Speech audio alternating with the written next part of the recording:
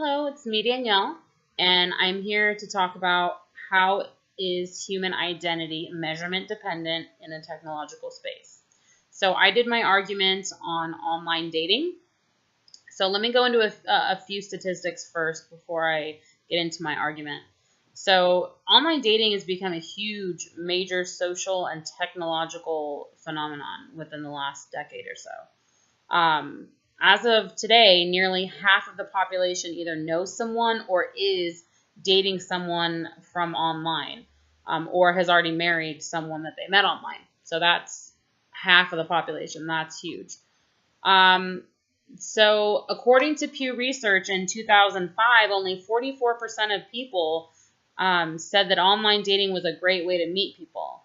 As of 2015, 60% of people have agreed that online dating is a great way to meet people. So that's gone up about 16%.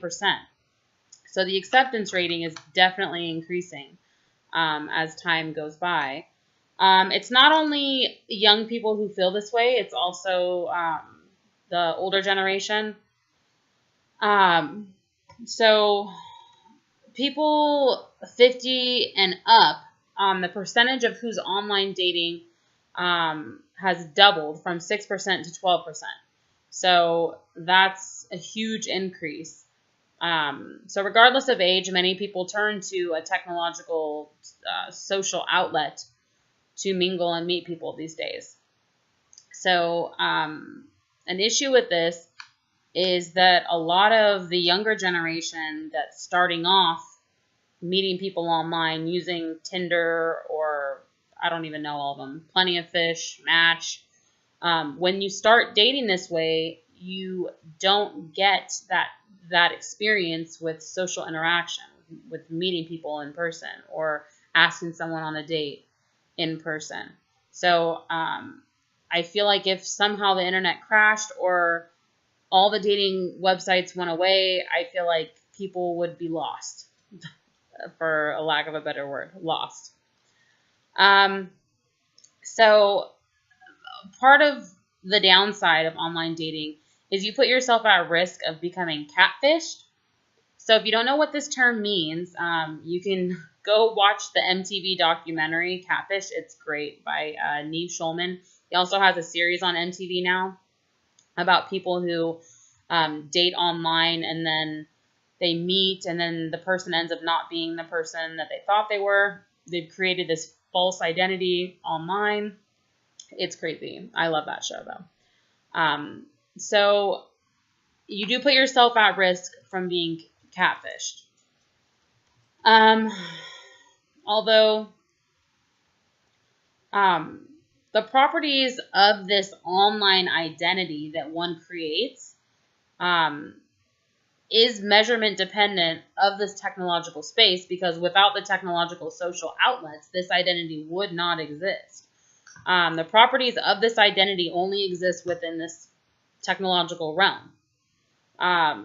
So sometimes the identity is the same as one's physical identity, but not always. Like I said, some people make these fake profiles and become someone completely different online. So, these identities are measurement dependent within a technological space, because sometimes that identity does not exist outside of an online world. Okay. So from a radical view on measurement dependence, online dating is something that is always observed. So with or without someone viewing your profile, that profile is always observable. It's always there. It's in a conscious state.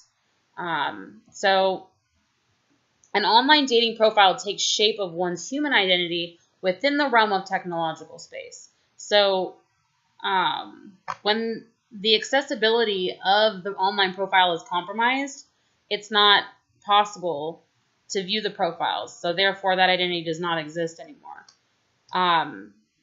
That identity is not measurable if that space is not existent. I hope I'm making sense. It took me a while to think this all up, so I'm hoping that I'm making it clear.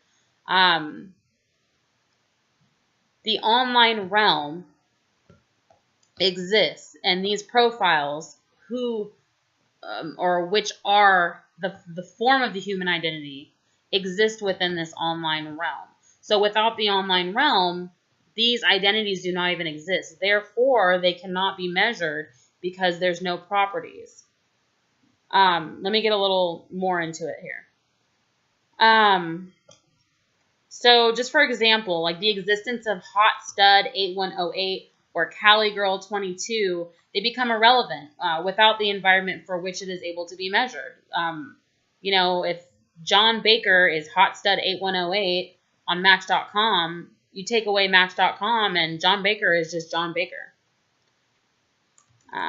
So the stabilization view of measurement explains that properties do take shape in order to be measured, and these properties become repeatable, reproducible, and reliable. In regards to online dating and profiles, these profiles are able to be measured because of the existence of the internet. So without the internet, dating profiles could still exist, but not in a technological state. So, people back in the day before the internet, go to dating agencies or matchmakers and they can create a profile there, which, the matchmaker will share with other people. But usually it's the same as one's physical identity. It's more difficult to become something that you're not when you're going in person and having to fill out this information or they're running a background check on you. So it's a little bit different doing it in person than it is online. So in conclusion, the identities are measurement dependent because they only take form within this technological space. These properties do not exist outside of the internet or outside of this social media realm. People, unfortunately, will continue to make fake profiles and catfish people. And the reason behind that is on a whole nother topic. But it's important for people to be careful when they meet people online. And I have to just stress this. I mean, my mom is 74 years old and she is addicted to her online websites. And I get so worried because she's already been catfished once by someone. So it's really scary. So I try to explain it to her almost in the same sense that these people sometimes create these identities that don't really exist in a physical form. This is just who they're pretending to be online. So, try explaining that to a mom, though. She thinks she knows everything. But anyways, I hope that my explanation made sense. I'm sorry if it was confusing, but yeah, I hope it was an interesting topic to listen to. Good luck and have a great summer.